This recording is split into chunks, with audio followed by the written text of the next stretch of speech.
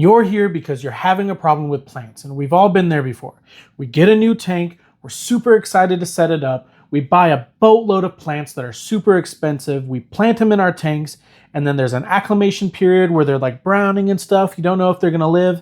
They melt off, they die, they brown, they look awful, and you're stuck with a big bill that you just got done paying and no plants in your tank. Well, I want to solve that, so let's figure it out.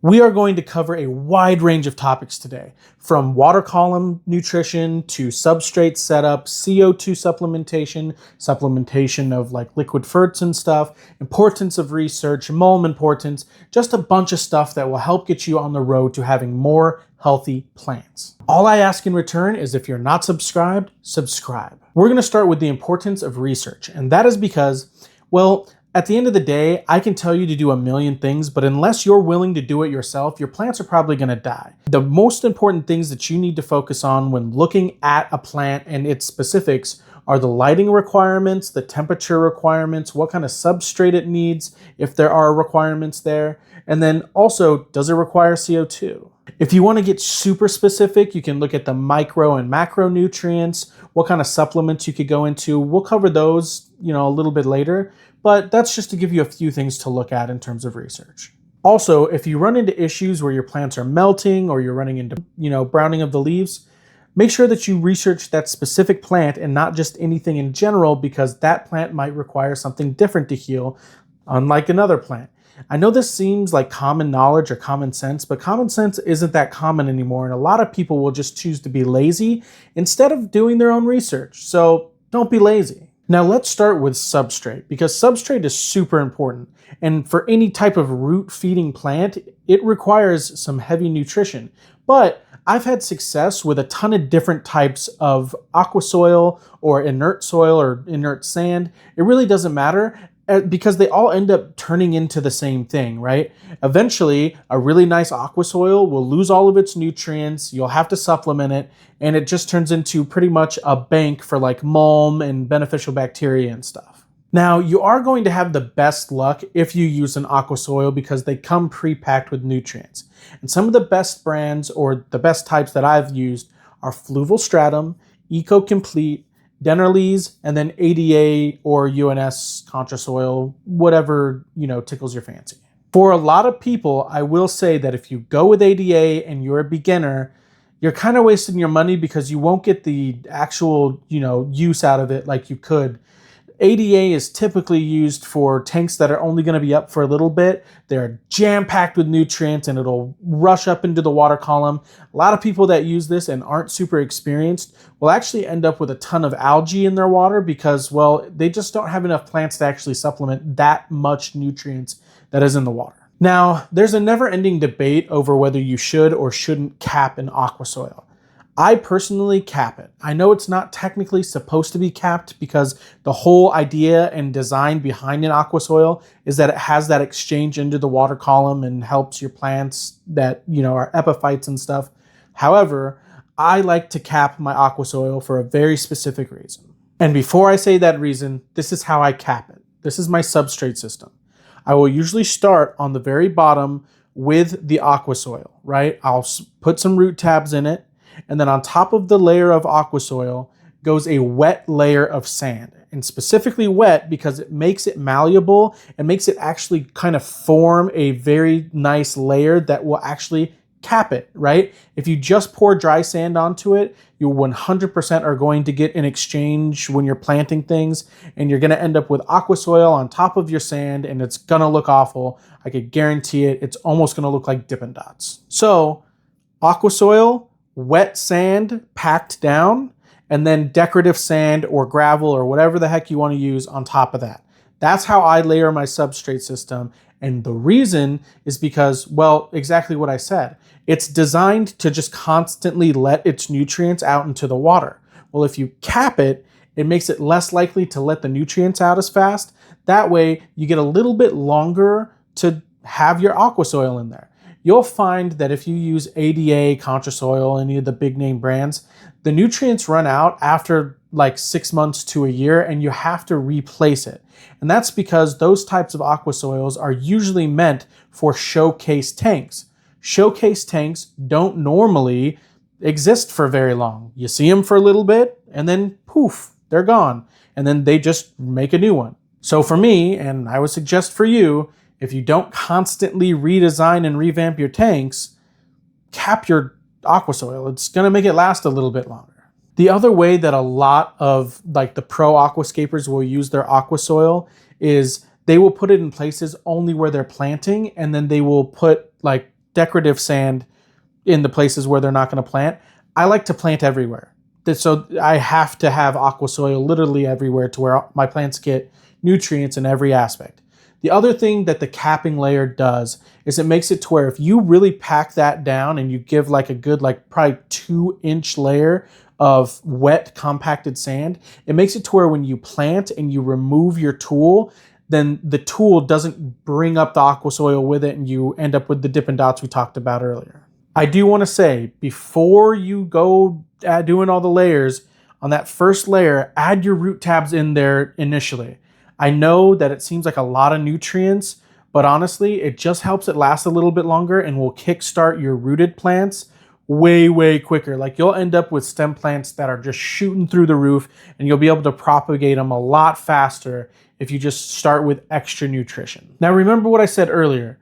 Aqua soil and just soil in general will eventually become inert. It's just what happens over time. However, it still does hold on to, mulm, and it holds on to beneficial bacteria, so it becomes a bank for that stuff. So, well, we're going to go over the supplements and mulm importance. Now, what is mulm? I keep on saying this word.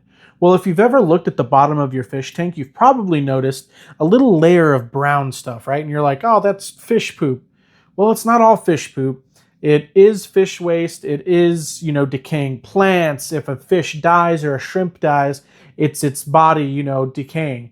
That all turns into a really good fertilizer. And if you constantly get rid of it, you're getting rid of what eventually ends up being your natural fertilizer for your tank. If you've ever watched like a father fish video or anything, you'll notice that those tanks look kind of ruggish, right? And well, that's by design because that stuff is super nutritious for your plants. If you leave the mulm next to your plants, a lot of the times you'll see it like kind of piling up around the plant base. That is really good. Leave that stuff. If you want to clean the other stuff, okay, whatever. But leave it next to the plants because that's going to eventually just turn into a really good source of nutrients for them. Now, like I said, you should clean up a little bit of it because if it becomes oversaturated, it could highly impact your nitrates, which could turn a little bit bad for your tank. But in general, mulm is good. Are you following yet? If you're not following yet, what are you doing? At 10,000 subscribers, I'm flying out to somebody's house and then designing an entire tank with them. What are you waiting for? That could be you. Now, like I mentioned earlier, if you capped your substrate, that means that you probably have less nutrients in your water column because that exchange isn't happening as frequently. That means that you need to use liquid fertilizer in your tank. But this goes without capping your substrate as well. You need to make sure that you're using it at least once a week because your plants will definitely thrive off of this. Trust me, I've had a system that was set up perfectly with the substrate and I didn't supplement any type of fertilizer and it struggled. As soon as I started that weekly process of supplementing a fertilizer, it was absolutely golden. So make sure you're not missing out on that.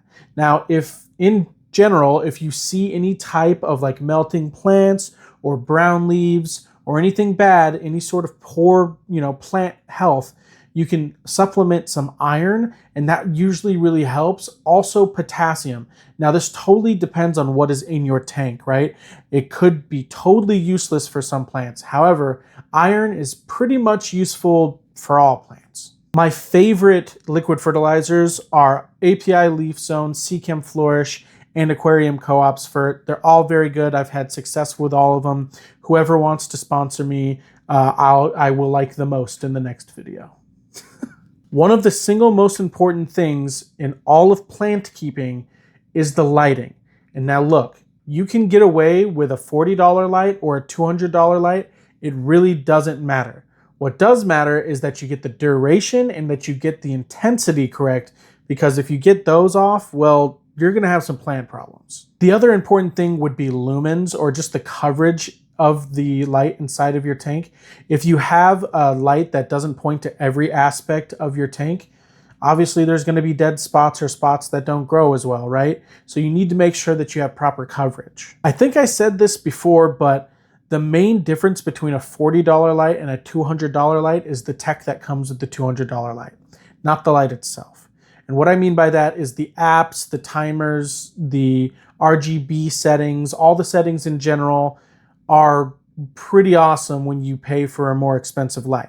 If you pay for the $40 light, you're also going to have to get something that goes on to the outlet that helps you time it, because I can almost guarantee you that it does not come with a timer. Also, the settings are pretty limited in the $40 ones. I personally go with Chihiro's. I love Chihiro's brand. I love the app that it comes with. It's super, super user-friendly. That's just what I use. I also have a few Fluval lights, and they're pretty decent as well. But I'm not going to get super into it. It's more about the settings and stuff that I want to get into. Light duration and intensity is probably the most important thing when it comes to lighting. Now, you have some plants that require really high light. You have some plants that require really low light. If you have both of them in the same exact tank, you might run into some issues. For instance, Java Fern really likes low light.